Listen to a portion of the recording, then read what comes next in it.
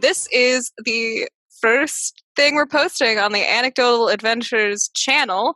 I am Ashley, and this is my co-host. My name is Cassidy! And today, as you can probably tell, we are going to read the Homestuck series. I have read it. Cassidy has not. So before we get really into it, what do you know about Homestuck, Cassidy? I know, I wish I could say I knew like two things, but I know that there's a character that has gray skin because of a horror story I heard from somebody at a con, where someone, or was silver skin, because someone tried to dye their skin silver with using silver Sharpies at that particular con. I think everyone has heard that horror story about how they had to add like new rules because of the Homestuck fandom. Yeah. To convention center sort of skin paint rules. Yeah. And I think that's literally all I know about Homestuck. Okay, well, we're going to be reading sort of the first part of Homestuck, and we will come back to you when we're done reading it to share first impressions after. So we will see you then.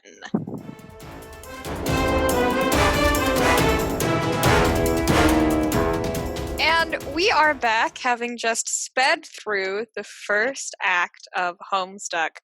I haven't read this in a while, so it was quite a ride for me. Cassidy, how did you feel about all that? I'm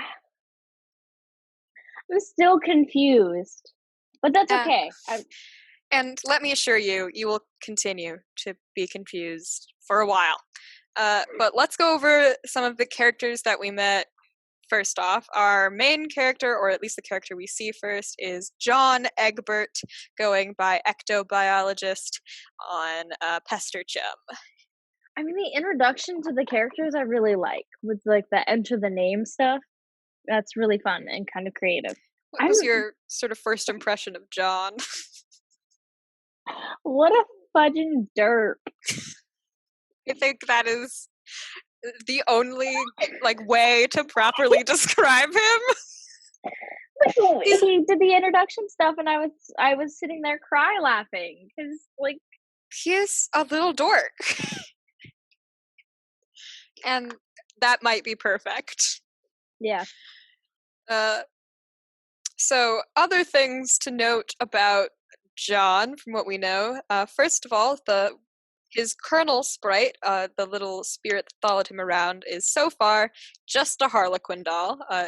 It has one more thing to be prototyped with that will maybe give it a personality, which is slightly terrifying. What do you think the perchances of that other thing being from what we've seen in his house so far?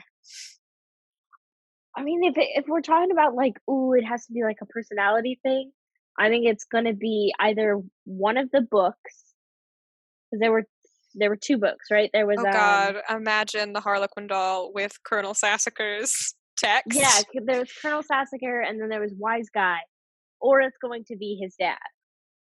And then all three of these options are horrifying to imagine.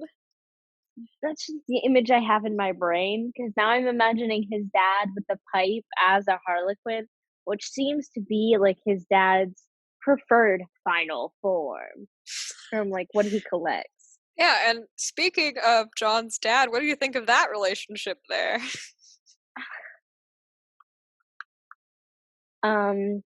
Well, I'm puzzled about that one too, because like, is it like an all the time thing that he's baking cakes, or just because it happens to be John's birthday? That's one of the things I'm confused about. Maybe both. I get the impression that John has some like horrifyingly scarring memories of Betty Crocker, and probably not just from this day. Yeah, like, because it can't be, even though there were like 4 cakes in the beginning. Like, John's dad, from what we know of him so far, strikes me as the sort of person who you shouldn't put it past him to cook cakes in such an excess amount outside of birthday-related occasions. I do that all the time. Do you do that in the same amount that John's dad does? probably not the same amount, but I've gone like there's been days where I'm just bored and I make like 3 multi-tiered cakes. And then we have to just find places to put them because no one can eat that much cake. Well then, we have met the real life version of John's dad. All you I need is don't a freakishly love of clowns, or excuse me, harlequins. Harlequins. Yeah, not clowns. Yeah, and I need to learn and I need to smoke pipe tobacco, which Yes, you need to be the king of gentleman jesters. Clearly. I'm just imagining a harlequin with a monocle. They talked about like gentlemen have to have a monocle, otherwise What they're like is a not. gentleman without a monocle? Not a very good gentleman, according to John. Yeah, Do we but agree with that thought process? of course. Okay. Now the second character outside of John and John's dad that we meet is Turntech Godhead, the red text, on Pester Chum. What do you think of him so far? I think he's more of a dweeb than John, but like the kind of dweeb that is trying to convince every other dweeb he is the coolest dweeb. Like, I oh, think you're into that thing that I'm you into might have too. just hit the two perfect descriptions for John and TG here. Uh, dork and bigger dork. But dork that's trying to convince smaller dork that he is the cool one. He's alpha dork. Anyone who like I that is one of those character traits that I don't like very much. Is like, oh, you do that gross, weird thing that I actually do too, but like people think it's lame and I'm too insecure to admit that I like it. Like like with us, it's like, oh, you play Dungeons and Dragons? That's like gross. I like do something similar, but I don't play Dungeons and Dragons. Like people who are thinking they're superior nerds because they don't go I with the don't stereotypical know nerd if stuff. they mentioned it, but I wanted to tell you this now, because I think it will make you hate TG more. But they Uh-huh. discuss an item that John sent TG that John thinks are lame, but TG thinks are cool, and he is wearing them. Those items are sunglasses that, yes, he is wearing inside. I hate that. uh, Only only douchebags and blind people wear sunglasses inside. If you're a blind person, you're fine. If you're a douchebag, you're a douchebag, and you know who you are. uh, this is sort of a running character flaw gag we have going on. And I wanted the reaction to this to be caught in audio format. uh, the next character that we meet is tentacle therapist, otherwise known. We do get her name in Act One, Rose Lalonde. What's your first impressions of Miss Lalonde? I can't with the tentacle therapist thing. It's a little bit too I'm gonna say it. It's too hentai. It And then is with based her on her love of the like occult things and the fact that she's a yeah. psychoanalyst, like she likes psychology stuff. So But like I the do agree with you, it is a cryptozoology. little weird. But all of their names are kind of weird. Yeah. Like, Ooh. John's is ectobiologist because he's into ghosts. Yeah. And the slimer on his computer screen. That Uh, was like yeah. Was that not so horrific? bad. That was so bad. It was so funny. It really the art style of the game, comic, what is it? This is Book story? definitely a web comic, masquerading faintly as a game. I I really like the art style. So like across the board, it's weird and quirky, and I like that you can't see their arms most of the time, and I really appreciate that gag because And that was not one of the only first is things it I weird and said. quirky, it stays weird and quirky for so much of it. And by so much I mean all of it. It just gets better in its quirkiness. Like you can definitely tell that Andrew Hussey uh, improved upon his art style through it just by the sheer amount that he drew in doing this. So it Yeah. stays the same style, just better in quality throughout it all. And more of those little animations with those music that we see throughout. I'm curious because I know Homestuck was so, like, wildly popular so suddenly. Like, how did that, like how much time did he spend on this? Because 'Cause I'm sure, like, this was kind of a funny thing that he probably didn't expect to just explode like that. Yeah, so he did another webcomic before this on MS Paint Adventures that had some success to it, I believe. But this one definitely had like a huge success to it, almost right off the bat, that was unpredictable and sort of unforeseen. Uh, there are some points in the story that Andrew Hussey takes hiatuses for, like they stop and you don't get panels for uh, a month to a year as he takes times off, which is understandable with a project that ran for so long. Uh, Homestuck did not end that long ago. It started in 2009. It ran for almost 10 consecutive years. Yeah, It is a and it was just him working on huge. it? He did most of the artwork. Um, Toby Fox, who did the Undertale games, did pretty much all of the music. Love So if Undertale. any of the music style sounds familiar to you, that is probably why you can definitely feel his touch on the music. Uh, I don't know if he had any help with drawing or animation. That would be something to look into for next time, I suppose. Uh, but anyway, back to your impressions of Rose. I definitely appreciate, like, cause like, he for sure gave them, like, a list of, like, like we do when we make characters, like, she likes this, and this, and this, and this. Yeah, And I hate the, what is it called? Sylladex thing? That is such a frustrating dynamic. Cause it's like when you put they're stats in, horrifying. I can only relate it to, like, when you're hiking with, like, a smaller backpack, cause 'cause you're like, "It's a small hike," but that means you need to just wedge everything you need in the backpack, They're and then horrifying, but inevitably there's implications that like John picks up ashes using the Sylladex and it just picks up all of them and they disappear from the floor into his Sylladex, which is convenient and operates like a video game inventory system, but it is the worst imagining of a video game inventory system as like a superpower like I've ever seen. It's so terrifically horrifying. I'm just imagining, like, pushing them to the edge of the Sylladex and just ejecting grandma's ashes Yeah, and as, one like, thing, a so we saw John with with his two different types of Solidexes, and Rose with vaguely saw her tree one.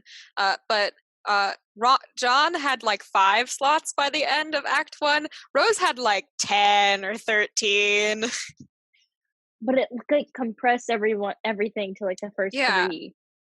So the way hers work is you can't like if you use the root one, everything else you've connected to it so far is plopped out of your Sylladex because you're cutting down the tree or something. I don't know. We haven't discovered how it works if she's trying to use a leaf or a branch card. I imagine if you use a branch, perhaps it like takes all the leaves out that are connected to that branch. And if you use a leaf, you're not pulling anything but the leaf. I mean, like, and that's more convenient than just having them in, like, the stack method, is that what it was called? Like, Yeah. but at the same time, more annoying. But I think that is sort of Rose said like John called it annoying and Rose was like, "Oh, I don't do it because it's convenient. I do it because I think it's aesthetically pleasing." Yeah, elegant was her thing. Yeah, elegant. Uh and so we saw Rose mess around with John's house. When the game Spurb was introduced, did you think it would end in a meteor hitting the house? No, I thought it would end with a bathtub on top of John or, like, the house being deleted or something along those lines. I fail to see where the meteor connects. Uh, well, perhaps we will get more into that in Act 2 of Homestuck.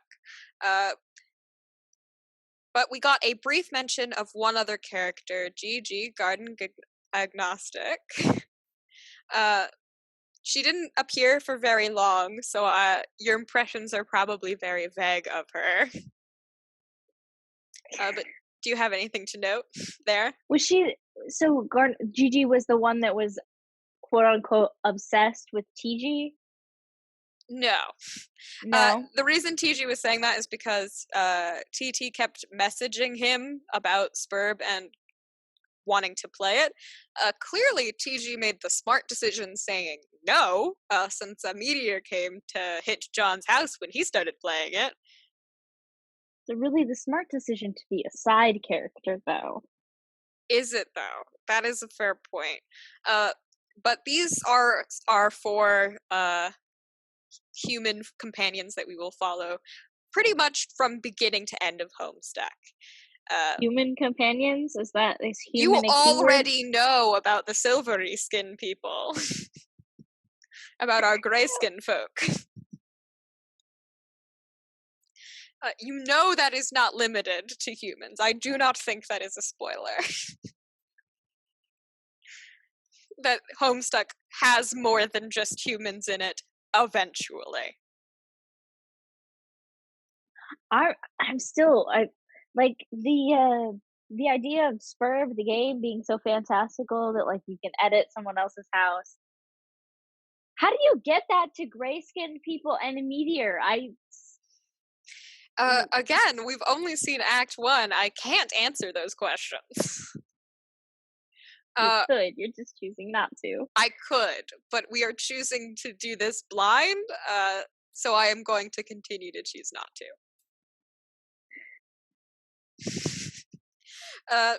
So, you've already expressed some confusion on behalf of the story. Let's do a quick sort of walkthrough of what you experienced today. We were new to the world on John's 13th birthday, April 13th, 9/13. No, that's wrong, right? That would be September. I'm a little tired. Anyway. 4/13. 4/13. Yep, that is going to be a reoccurring number throughout the series, 4/13. In fact, it already was reoccurring beside more of John's birthday. So pay attention when you see the number 4/13, because it's a bit of a running gag. It's a bit of a running gag. That you will get messaged at someone will get messaged at 4/13 in military time. Oh yeah. On 4/13 is our sort of main character's birthday. It is a big date in the series. The series also ended on 4/13. And didn't it start on 4/13? 4/13. You said it was published. Yeah. Yeah. So clearly, there was some level of planning going into when it ended. I don't think he thought it would go on for almost 10 years. But starting at 4/13 and ending at 4/13 is a pretty good reference there. But we meet John. It's his birthday. We go through all of John's little idiosyncrasies. He is a big bad movie fan, which is a lot of references are thrown at us very quickly. How many references did you get? I'm going to be generous and say 15% of them. Okay, because when I first read it, 0%, because I don't watch enough movies to watch really bad movies. Well, not really bad movies, but like the B-ranked movies that John loves very dearly. We've talked before about how one of my favorite hobbies is finding the worst rated horror movies. Yeah, but these aren't like the worst. He likes middle grade, like riding like average. Okay. Like you leave the theater and you shrug and we're like, no, that was okay, I guess. Those are the movies that John really loves. movies that you have to rent from Family Video because you can't really find them anywhere else. Yeah, Because no one really wants to pay the money for the rights. they're not on Netflix. These are not movies you could find on Netflix. But John has been missing his sperm package. It was a couple days late. I'm wondering if it was really late or John just did not check the mail that often and left it to his dad and then just did not confront his dad about it until it was way too late. Or if it really did just arrive days late.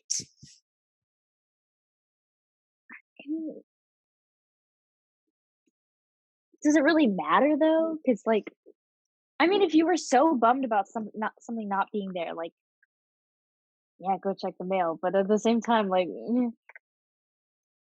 we already saw that his lazy ways won out. Yeah. We get a glimpse into Silodexes and the capture modi that the fetch modi that John uses, which according to TG is basic, out of date, and noobish, perhaps. I can't wait until we see what capture program that TG uses on his Silodex. I'm excited for it to be something so much worse. I'm so excited for it to be so much more terrible, but I don't remember it at all, so I will be equally surprised. And we follow John's ridiculous shenanigans in trying and failing to sort of get the mail, and trying and failing to avoid his father.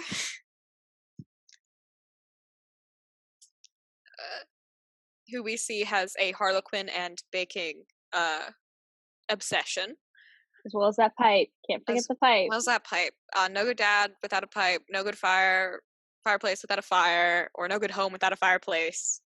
No good redneck without a toothpick. No good gentleman without a monocle. There are a lot of no good things that we've been introduced to in Homestuck. John has a lot of opinions on a lot of things.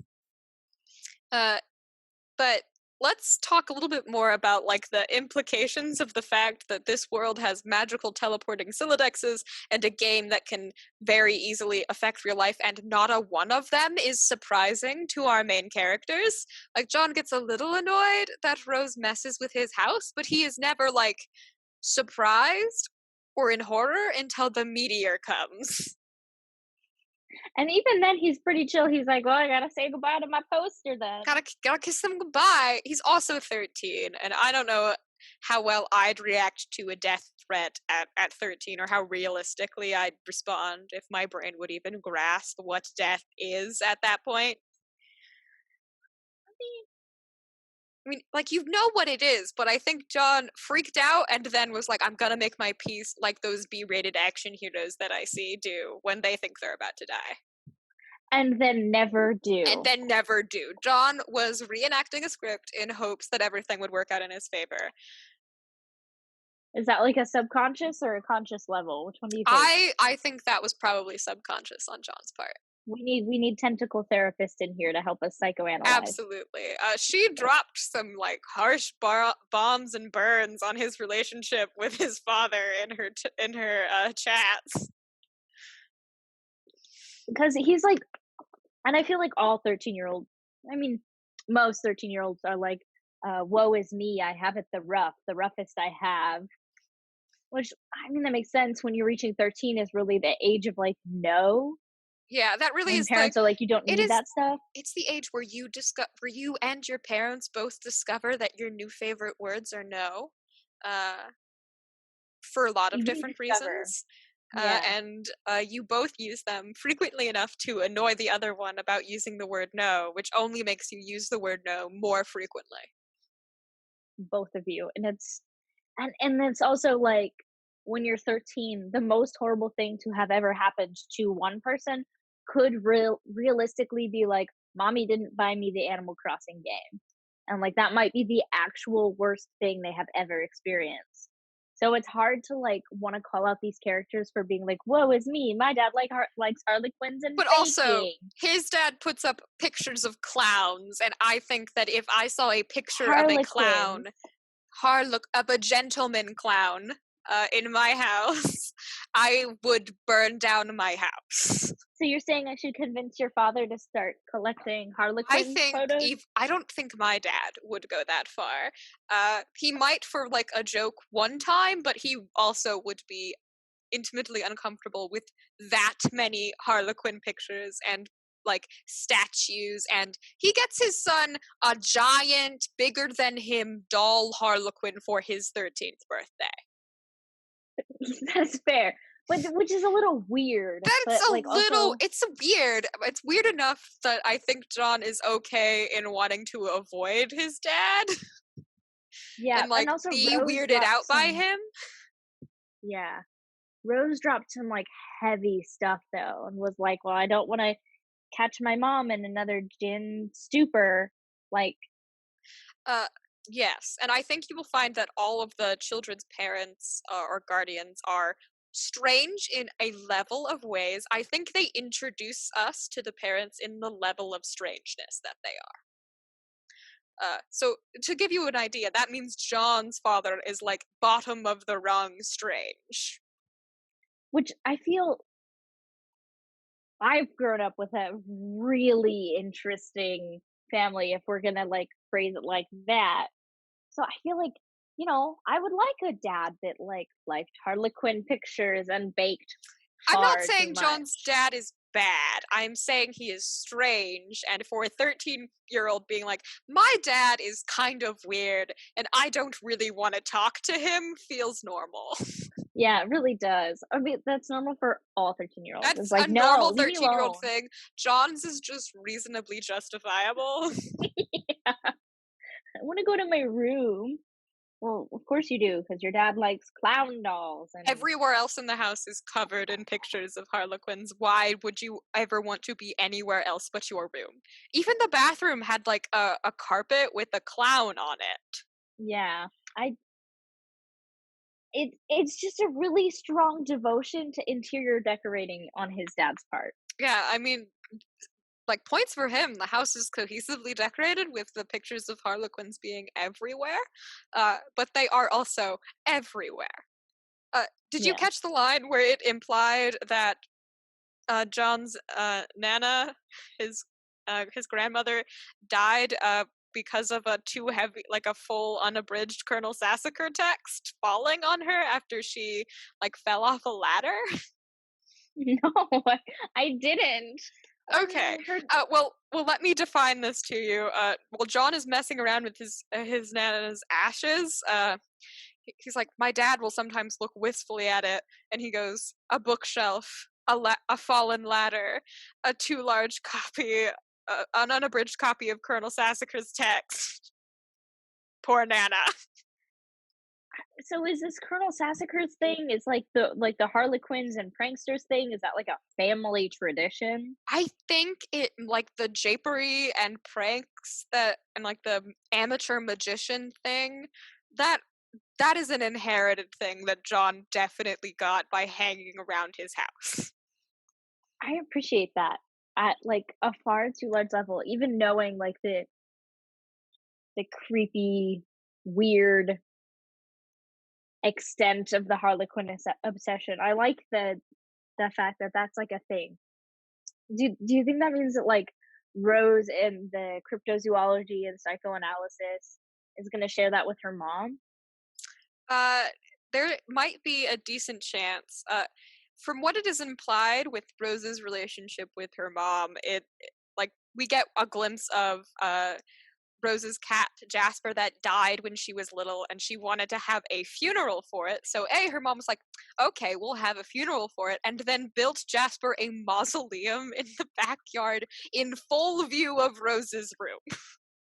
And Rose has chosen to take that as a slight. What did you think of that? I get it. I feel like it'd be nice to have a pet mausoleum. I I want one, like, with all of my past pets in a mausoleum. I Eh, think that'd be nice. But if someone else did it for me, I'd be like, "You're weird, and I'm gonna go but now." it's also her mom. Yeah. If you were like a little 9-year-old and you were like, my pet cat died, I want to bury him, and your mother is clearly like really rich, they live in a mansion and have a cat mausoleum, uh, And an observatory. and an observatory, they live next to a laboratory in the middle of nowhere. Rose's living situation is interesting. But and like you're that person and your daughter comes up to you and like, I want to have a funeral for my pet, and are you either taking it completely seriously and like almost to the point of ridiculousness and building a cat mausoleum for her, uh, or are you seeing that as like, oh no, she's so sad that her cat died, and this is like will forever remind her of how immaturely sad she was. Here's a cat mausoleum outside of your window. And that is That's exactly how what I'm saying. that's Like, how when Rose you're is taking it now. She even says, or at least that's how I'm taking it now. Like, that's not how she thought of it when she was little. like, that was exactly what I was saying. Like, when you're 13, that's, like, the worst thing that has ever happened to you. Like, when you're 4 and you lose your blanket, like, grief is a new thing, and so, like, people are, like, so immaturely sad about that or, like, it gets worse, but, like, that bothers me so much because, yes, it gets worse, but that's not they haven't faced worse. How do they know worse? You're not comforting them. I feel like the cat mausoleum, I hope it was something to, like, comfort her, like, "Oh, here's this beautiful mausoleum to remember Jasper by." But unfortunately, I don't think that's the case either. Yeah, it is certainly an interesting relationship there, because we could take Rose's statements and her little dropping things at face value, or we could do the same thing that we're doing with John, and being like, she's 13 and her favorite word is no. What would the relationship more realistically be like? Or we can take it at face value. Yeah. Because these children are clearly children and might be unreliable narrators. They might not be at the same time. We don't have enough information. It's also interesting because you get a little bit more perspective through, like, how reliable they are through the text chats, and she uses, like, proper grammar and punctuation and, She like uses you the reason I so for our listeners, we read it together out loud. I play the part of John Egbert and Rose Lalonde. I take Rose because she will go off and use huge words later. You will experience that some more with TG, as you witnessed one of his smaller tangents when John left the chat to go talk about how what size is the meteor really. yeah. Which that is helpful because I am dyslexic, so reading stuff out loud sometimes gets iffy, but I definitely don't wanna have to read new big words out loud. You will have to eventually Eventually. for TG eventually, but again, I imagine that TG could not properly articulate the words he is typing, so there's not a lot of pressure on you to say them correctly. I imagine him being like, okay, synonym.com, thesaurus.com. What are the? I have a small word. Give me a bigger one. Definitely. It's one of those I gotta brush my own ego because I don't have any real friends to do it for me. We are being very harsh on TG, and we have not even actually met him. I don't He know if wears sunglasses action. inside, Ashley. I think. I don't know if you will revise your opinion of him in later acts, but there will definitely be some subtle shifts. We'll keep track of your opinion on the main four as we go. Uh, right now, we've been introduced to the main two. I imagine in Act 2, we'll be introduced to the other two more in depth. Is there anything that caught your eye that I didn't bring up? Questions, thoughts, opinions, feelings? I'm a little confused as to why, like, he was able to pick up the ashes as a whole pile, but it was like each individual piece of glass instead of like a pile of glass. That does bear an interesting question on the like mechanics of the world. I think it might have been because John was trying to pick up all of the ashes. He was not trying to pick up all of the glass, or else he would have just combined those 3 pieces of glass into one card. He was just picking them up so he could get stuff out of his Sylladex. Yeah. So I think it does have something to do with, I want this much of this thing. And I'm also faced with, like, the horrifying thought of, like, what, like, the physics of this world, the mechanics, like, what can he and can he not put in his Sylladex? Is, like, living things off Well, limits? we established that he couldn't put the Harlequin doll in there. It was too physically big, not heavy. Density apparently has nothing to do with it, because the Colonel Sassacre's text is much larger, much denser. But the Harlequin doll was too big. So he likely would not be able to put a person in, because I think it would also be defined as too big, like in size. Like a haversack moment. Like, you have an 8x8 Yeah, square foot. you only have so much like that you can like physically fit in a card. But, like, that has nothing to do with weight. I Yeah. like bag of holding or magical haversack moment from D&D. Yeah. Good way of thinking about it. It is definitely like a bag of holding with the worst rules ever. Across the board, none of them are good. Can you imagine getting, like, a bag of holding and, like, the DM hands you a card with those specific Specific rules? rules? Now I want to do that. I'm writing that down, Cassidy. That Homestuck bag sounds of holding. horrible. Homestuck bag of holding. It Written literally could be, down. like, dollar store bag of holding. Like, "Oh, instead of, like, the 500 gold that a bag of holding costs, you You're get at this the for 2 silver." you're at the majors colleges and they have like a bag of these and like, we will pay you. Take them, please. And you can customize it to your preference. Yeah, they give you like a set of Sylladex, like those capture cards. And to get stuff out, you have to, like, whip them out like Yu-Gi-Oh cards. Yes, you have to say, oh, you've activated my trap card. Being that I'm putting a new thing in my bag of holding, and like you hold out the bag of holding, and a piece of glass just shoots into your enemy's eyeball as you put like a rock in it. That is threatening as heck, though. That is terrifying. John multiple times shot razors, pieces of glass out of his like bag like a bullet. He broke windows. He's lucky he didn't like break himself or another human person. I'm kind of imagining, like, if you were to just take, like, glass, and you just had a regular bag full of glass, and you kept feeding glass in, you just have, like, a gun. You could just shoot glass at people. You would just have a gun that basically shoots daggers. Anyway, enough about the physics of the Sylladex. Let's move on to the physics of the game Spurb. They threw a bunch of terms at us, like the grist, the alchemancer, and those sorts of things. But what did you think of the actions that Rose was actually able to take, being the server player? It felt like a really, really bad open world game where you're like, "Oh, yeah, you get to design your own house, but you only get to place 3 things. And other than that, well, sorry And you about have you." a 4-minute, 13-second timer. Yeah, which just I'm also confused as to, like, when she was repairing the bathroom, why did she not just put the tub and the toilet back? Instead, she built a floor and then put the tub and the toilet on top of it with the broken remnants of the floor on the bottom of the Cassidy, objects. if we were playing The Sims right now, Uh-huh.